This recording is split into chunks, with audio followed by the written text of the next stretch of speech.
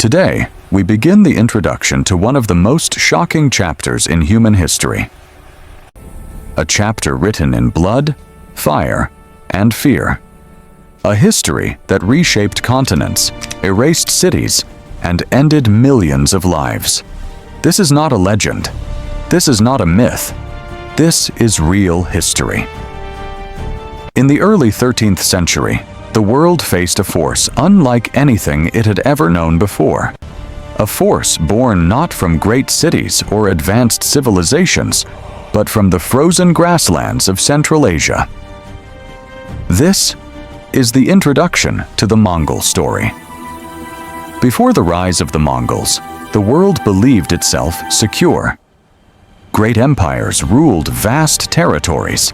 Cities were protected by high walls and powerful armies.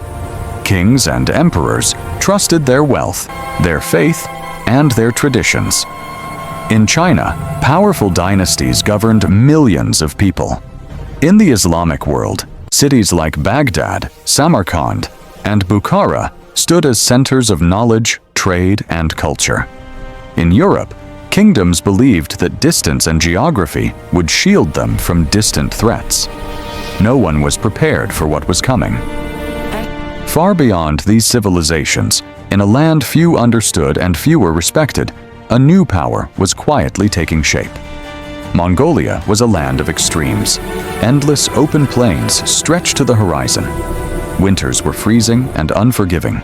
Summers were harsh and dry. Life there was brutal. The people lived as nomads, moving constantly in search of pasture and water. They owned no cities, no permanent homes, and no luxury. From early childhood, survival was the only lesson. Children learned to ride horses before they could walk confidently. They learned to hunt in order to eat, and to fight in order to live.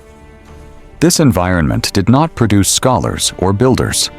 It produced warriors. Around the year 1162, a boy was born into this harsh world. His name was Temujin. His father was a small tribal leader, respected but not powerful. When Temujin was still young, his father was poisoned by rival tribes. With his death, everything changed. Temujin's family was abandoned by their own people and left alone on the open steppe. They starved. They survived by eating roots, small animals, and whatever they could find. This was not the beginning of a hero's story. It was the beginning of a survivor's story. Temujin grew up surrounded by danger.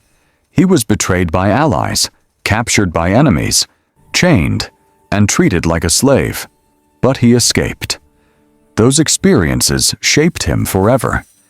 He learned that loyalty was more valuable than blood, that strength mattered more than tradition, and that mercy was often mistaken for weakness. Unlike other leaders of his time, Temujin did not care about noble families or tribal status.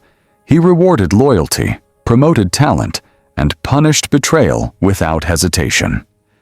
This way of thinking was new, and it was dangerous. Slowly, Temujin began to gather followers. Men who had once been enemies now stood beside him. Outcasts became commanders. Broken tribes found unity under his leadership.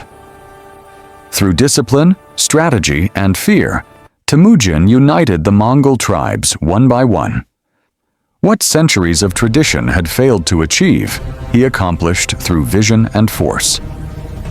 By the early 1200s, Temujin was no longer just a tribal leader. He was becoming something far more dangerous. In the year 1206, a great council was held on the Mongolian steppe. All the Mongol tribes gathered together. There, Temujin was given a new title, Genghis Khan, meaning the universal ruler. This moment marked the official birth of the Mongol Empire, an empire born not from stone walls or ancient cities, but from horses, discipline, and absolute loyalty. At that moment, the world did not notice, but soon, the world would never forget.